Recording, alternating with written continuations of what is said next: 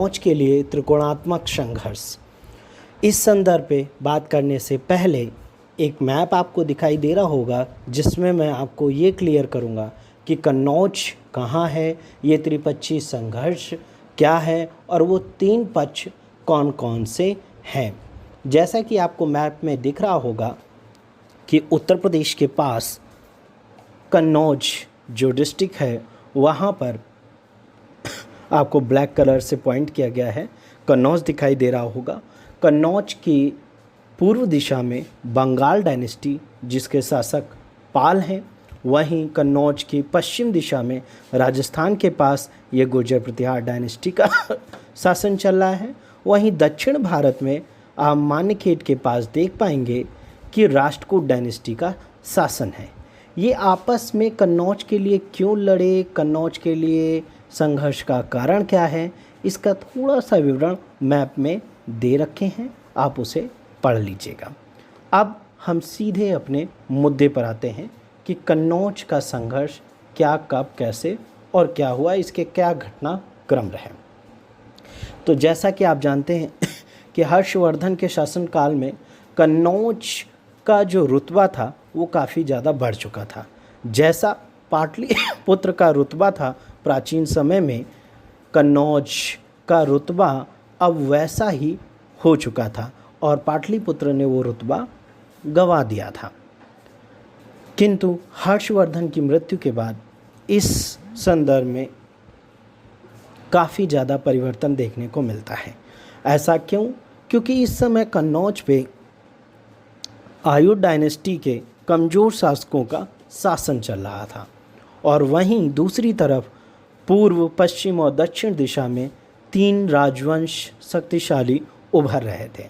इन तीनों राजवंशों ने कन्नौज पर आधिपत्य को लेकर लगभग 200 वर्षों तक आपस में संघर्ष किया और इस संघर्ष में अंततः विजय गुर्जर प्रतिहार डायनेस्टी की हुई। इसकी आगे व्याख्या करने से पहले हम ये क्लियर कर देते हैं कि आखिरकार कन्नौज पर आक्रमण क्यों किया गया और इसके लिए संघर्ष क्यों हुआ। जैसा कि आपको स्लाइड में दिख रहा होगा, इसके लिए मैंने कारणों का व्याख्या की है। तो आपको पता है कि कन्नौज पर अधिकार करने के लिए दो कारण बहुत ज़्यादा महत्वपूर्ण थे। पहला राजनीतिक कारण। राजनीतिक कारण आप यहाँ देख पाएंगे कि कन्नौज का जो राजनीतिक प्रभुत्व था वो बहुत ज़्यादा बढ़ चुका था। इस पर शासन करने का मतलब उत्तर भारत पर शासन करना था और एक चक्रवर्ती सम्राट की जो विशेषता थी उसको प्राप्त कर लेना था। ये कारण बहुत ज़्यादा महत्वपूर्ण बना इस पे अधिकार करने का। वहीं अगर हम इसके आर्थिक पक्ष पर अर्थात आर्थिक कारण देखेंगे तो एक नया ही दृष्टिकोण देखने को मिलेगा। वो ऐसा कि व्यापार वाणिज्य की दृष्टि से ये नगर काफ़ी महत्वपूर्ण था। इस नगर से कई महत्वपूर्ण व्यापारिक मार्गों के लिए रास्ता जाता था और दूसरी तरफ ये गंगा यमुना की उपजाऊ क्षेत्र में भी स्थित था।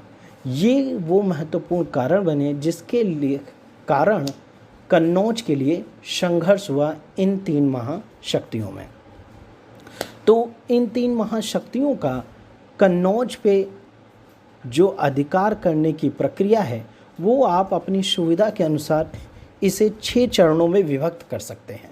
चरण इसलिए ताकि ये समझने में आसान रहे क्योंकि ये राजवंश आपस में लड़ी, किसी ने किसी पर विजय प्राप्त की, किसी ने किसी को हराया। ऐसे में चरणबद्ध तरीके से आप अगर देखेंगे तो ये आपके समझने के लिए काफ़ी आसान रहेगा। एक थोड़ी सी भूमिका आपको बता देते हैं कि 8वीं शताब्दी में जब कन्नौज को लेकर इन तीनों राजवंशों में प्रतिस्पर्धा स्थापित हुई तो ये घटना काफ़ी ज़्यादा महत्वपूर्ण साबित हुई और उस समय कन्नौज पर शक्तिहीन आयुर्द डायनेस्टी के शासकों का शासन था। ये मैं आपको पहले ही बता चुका हूँ। अब बात करते हैं सीधे इसके प्रथम चरण की। तो प्रथम चरण या इस संघर्ष की शुरुआत का जो सूत्रपात है वो गुर्जर प्रतिहार डायनेस्टी के शासक वत्सराज ने शुरू किया और हुआ कुछ यूँ कि इन्होंने कन्नौज पर आक्रमण किया। कन्नौज पे उस समय इंद्रायुध जो आयु डायनेस्टी का एक शक्तिहीन शासक था उसे पराजित कर अधिकार कर लिया। अब पश्चिम दिशा से जब ये पहला आक्रमण कन्नौज पर हुआ तो पूर्व दिशा पे जो शक्तिशाली शासक पाल डायनेस्टी मौजूद थी, उसका शासक धर्मपाल ये कैसे क्या नाम है, इस चीज़ को उसे कहते हैं कि स्वीकार कर पाता। तो इस चीज़ को स्वीकार करने के अपेक्षा वो इनसे युद्ध करने आया। वत्सराज और धर्मपाल के मध्य युद्ध हुआ, जिसमें धर्मपाल पराजित हुआ। लेकिन यहाँ एक सबसे बड़ा घटनाक्रम देखने को मिलता है कि दक्षिण भारत से पहली बार कोई शक्ति उत्तर भारत के राजनीतिक मामले में हस्तक्षेप करती है, और इस समय दक्षिण भारत में राष्ट्रकूट डायनेस्टी का शासन है, और उसके शासक ध्रुव अर्थात धारावंश जो 780 से लेकर 793 ईस्वी तक शासन करते हैं, यहाँ पर अपना पदार्पण करते हैं और वत्सराज और धर्मपाल दोनों को ही पराजित कर अपनी यश कीर्ति बढ़ाते हैं। किंतु ये विजय ज़्यादा देर तक चिरस्थायी नहीं रही, क्योंकि इन्हें अपने आरंभिक जो मदरलैंड थी अर्थात इनकी जो मातृभूमि दक्षिण भारत थी, वहाँ के आंतरिक मामलों के कारण वापस जाना पड़ा। इसी प्रकार प्रथम सत्ता राष्ट्रकूट शासकों की प्रारंभिक सफलता के बीच समाप्त होता है। द्वितीय चरण में आप देखेंगे कि त्रिपक्षीय संघर्ष में दो शक्तियां प्रमुख रूप से निहित थीं। पहले बंगाल के धर्मपाल और दूसरा गुर्जर प्रतिहार डायनेस्टी के वत्सराज। यहाँ बंगाल के शासक ने कन्नौज के आयुध भाइयों को, जो आपको बता ही चुका हूँ, इंद्रायुध और चक्रायुध आपस में संघर्षरत थे, उनको आपस में संरक्षण देना प्रारंभ किया, और चक्रायुध पाल नरेश के संरक्षण में कन्नौज का शासक बना। यहाँ पर एक राज दरबार आयोजित कराया गया, जिसमें 20 राज्यों के शासकों को बुलाया गया, और यहाँ धर्मपाल की यश कीर्ति का उल्लेख करते हुए 11वीं शताब्दी के एक चंपू काव्य जो उदय सुंदरी कथा है, उसमें धर्मपाल को उत्तरापद स्वामी कहा गया है। इस त्रिपक्षीय संघर्ष में गुर्जर प्रतिहार शासक वत्सराज की भूमिका थोड़ा अस्पष्ट नज़र आती है। अब हम बात करते हैं इसके तृतीय चरण की। इस चरण में हमें प्रथम चरण की घटनाओं की ही पुनरावृत्ति देखने को मिलती है। आपको पता ही है, प्रतिहार डायनेस्टी में इस समय वत्सराज के पुत्र नागभट्ट द्वितीय शासन सत्ता पर बैठ चुके हैं, जो एक महत्वाकांक्षी शासक है, जिसकी नज़र कन्नौज पर गड़ी हुई है, और वो कन्नौज पर चक्रायुध को पराजित कर अपनी सत्ता स्थापित करते हैं। इनकी विजय के संदर्भ में ग्वालियर प्रशस्ति लेख में ये कहा गया है कि इन्होंने आंध्र, सिंध, विदर्भ और कलिंग के शासकों को भी पराजित किया है। इसके साथ ही नागभट्ट के द्वारा मुंगेर के निकट धर्मपाल की पराजय का भी उल्लेख हमें मिलता है। किंतु यहाँ पर ध्यान देने वाली बात यह है कि दक्षिण भारत में इस समय सत्ता के जो शासक हैं वो ध्रुव का पुत्र गोविंद तृतीय अब आ चुका है, और गोविंद तृतीय के रंगमंच पर आने से ही पुनः आप देखेंगे कि जब ये यहाँ पर आक्रमण करते हैं तो दोनों ही शासकों को पराजित कर कन्नौज पर अपना आधिपत्य स्थापित कर लेते हैं। किंतु ये ज़्यादा समय तक यहाँ बने नहीं रह सकते हैं, क्योंकि इनकी जो दक्षिण भारत मातृभूमि है वहाँ कुछ आंतरिक कारण उपस्थित हो गए थे, जो मैं आपको अगले चरण में बताऊंगा। लेकिन यहाँ सबसे महत्वपूर्ण जो घटनाक्रम वो हुआ कि धर्मपाल की मृत्यु हुई और नागभट्ट ने कन्नौज पर आधिपत्य करके इसको गुर्जर प्रतिहार साम्राज्य की राजधानी के रूप में परिणित कर दिया। इसको का तात्पर्य कन्नौज से है। अब हम इसके चतुर्थ चरण की बात करते हैं, तो इसका जो चौथा चरण है वो काफ़ी ज़्यादा विवादास्पद है। इसके दो कारण हैं। पहला कारण ये माना गया कि गोविंद तृतीय को उत्तर भारत पर आक्रमण करने का जो समय है वो क्या था, और दूसरा कारण इसके आक्रमण करने के क्या कारण थे ये माना गया।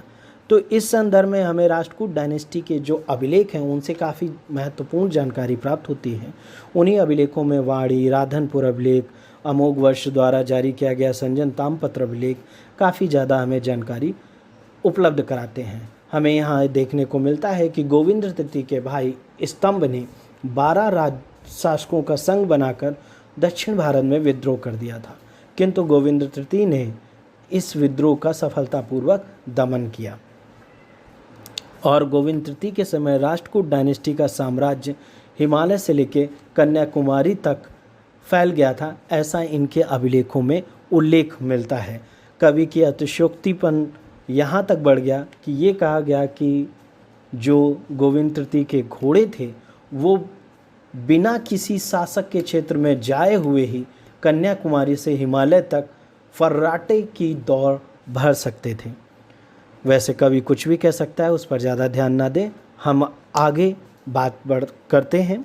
तो हमें इस चतुर्थ चरण में भी प्रथम चरण जैसी ही पुनरावृत्ति देखने को मिलेगी।